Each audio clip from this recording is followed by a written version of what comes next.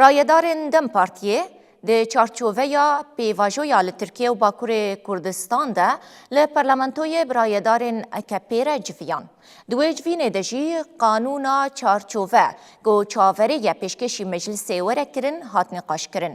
Berî aniha jî ji bo heman mijarê şandeya Dem Partî li greva Imraliyê birêberê PKK Abdullah Öcalan re jî hevdîtinek pêk anîbû. Ji bo derxistina qanûna yasayî golê Tirkiye û Bakurê Kurdistanê rojava serekeye gelek civîn jî tên li darxistin.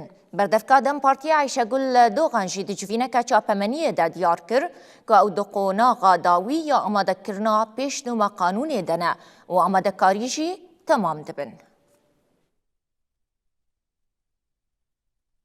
Li Tirkiye û Bakurê Kurdistanê hemû çev li ser pêvajoyê ne. Bi taybetî qanûna çarçove di nava pêvajoya berdewam a derbarê Pirsgirêka Kurd de di rojevê de ye. Rayedarê Dem Partiyê li meclisê bi serokê Koma AKP Abdullah Güler, cîgerê serokê AKP Akif Ala û berdevkê AKP Ömer Çelik re civiyan. Dair bilgilendirmelerde bulunmak, malum olduğu üzere gözler süreçle ilgili.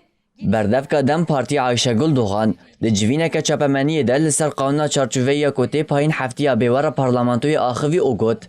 Em dikarin bibêjin ku em di qonaxa dawî ya amadekirina vê pêşnûmeyê de ne. Amadekarî temam dibin. Di rojên pêş de planek tê çêkirin ku ev pêşnûme bi zûtirîn dem, pêşniyar û ramanên partiyên siyasî li ber çavan bên girtin û her çend nakokî hevin jî bi lihevkirineke siyasî ya mezin were rojava parlamentoyê. Ayşegul Doğan diyar kir ku di çarçoveya vê pêvajoyê de hevserokê Dem Partiyê Tuncer Bakirhan û Talay Hatim oğulları serdana partiyên siyasî bikin. Di heman demê de Serokê Meclisê Numan Kurtulmuş ku serdana serokên partiyên siyasî kir û paşê diyar kir ku qanûna çarçove de heta dawiya tîrmehê ji meclisê derbas bibe. 2 gündür Türkiye Büyük Millet Meclisi çatısı altında Tê payîn ku Kurtulmuş bi heman rojevê bi koordînatorên komên partiyên siyasî di Komîsyona Hevgirtina Netewî, Xweşk û Biratî û Demokrasiyê de ku li meclisê hatiye damezranîn bicive. Tê payîn ku pêşnûma qanûn pêşkêşî parlamentoyê were kirin. Pêşnûme ku tê payîn ji nêzîkî de heya 11 madeyan pêk were û li ser vegera gerîla û hejmara gavên qanûnî nîqaş bikin. Li gorî agahiyan, roja duşemê 27 tîrmehê bigihêje serokatiya parlamentoyê. Di 28 û 29 tîrmehê de li Komîteya Edaletê were nîqaş kirin. Dore di 31 tîrmehê an yekê tabaxê de li lijneya giştî ya parlamentoyê were pejirandin.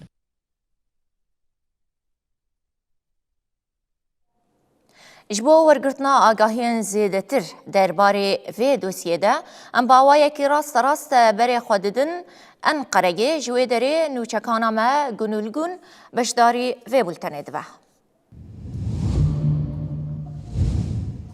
Gunul dema te baş be, rayedarên Dem Partî û AKP di çarçoveya pêvajoyê û derxistina qanûna çarçoveyî de civiyan gelo encamên civînê hatine parvekirin. Çi hatiye nîqaşkirin û rewşa herî dawî ya pêvajoya li Bakurê Kurdistan û Tirkiye çi ye? Tu me re parve bikî kerem bike. Dem baş novên, belê ez dixwazim bi hevdîtîna Numan Kurtulmuş şêve dest pê bikim. Ber ku Numan Kurtulmuş di çarçoveya pêvajoya çareseriyê de serdana partiyê siyasî kiribû. Tê payîn ku piştî van serdanan Numan Kurtulmuş bi piştî van serdanan Numan Kurtulmuş wê pêşnûme yasaya çarçove were parlamentoya Tirkiyeyê û dema xebata parlamentoyê jî hinek din hatî bû dirêjkirin. Tê payîn ku ev yasaya çarçove heta nîvê meha tabaxê ji parlamentoya Tirkiye bê derxistin. Wekî din daxuyanî û hevdîtînên çarçoveya pêvajoya çareserî de jî her berdevamin. Do şandeyê Imraliyê Dem Partî bi AK Partî re li parlamentoya Tirkiye civiya ev civîna ku saetek berdevam kir li ser naveroka pêşnûmeya yasaya çarçove bû bu saet diyar kirin. Wekî din weke tê zanîn di pêvajoya çareseriyê de di çarçoveya pêvajoya çareseriyê de li parlamentoya Tirkiye komisyon hatibû ava kirin. Ev komisyon ji komên partiyên siyasî pêk dihat. Te ben li bendîne ku te axaftin ku koordînatorên partiyên siyasî ji bo ku halê dawî ya pêşnûwe yasaya çarçove binêxînin wê bên cem hev. Wekî din ji alî Dem Partî ve jî do berdavka Dem Partî Ayşegul Doğan li navan de giştî ya partiya xwe daxuyaniya çapemenî li ser rojev û pêşnûme yasayê da û Ayşegul Doğan diyar kir ku êdî hatina qonaxa dawî wê amadehiyên pêşnûme yasaya çarçove bê temam kirin. û Doğan diyar kir ku piştî ku partiyên siyasî li hev kir wê ev yasa were parlamentoya Tirkiyeyê. Wekî din Doğan li ser pêşnûmayê ji wisa axivî ku ger ev yasa derkeve بسایه وی سایه وی ابرش زلان جهولی رابه هر وسا وی پیواجو در باس قوناغا حقوقی ببه و ببی آواج وی به مسوگر کرن وکدن وزارت داده یا ترکیه اکن گرلک جی لسر پیواجوی آخوی گرلک سر بریا تلویزیون که آخوی بود کو و پیشنهاد یاسا و 15 ماتیان پک بی و افوی دشتی و شخصی نه هوینه نه لسر افوی خباتک جنای کرن و بتنی لسر اندام پککی و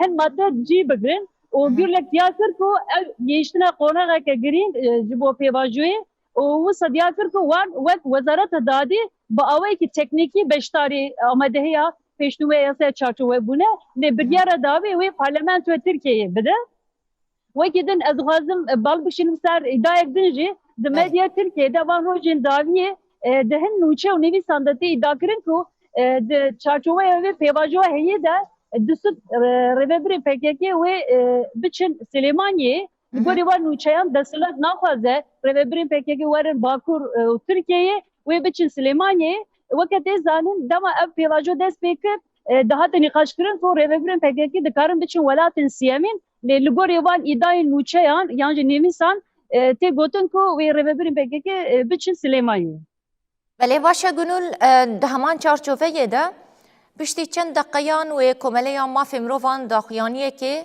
لأنقره بده شخوا از واورم بری وجی لشوپاننا و داخیانیه گلو درواری چی ده او داخیانی تی داین و چی داخواست و داخیانیه ده بکرن؟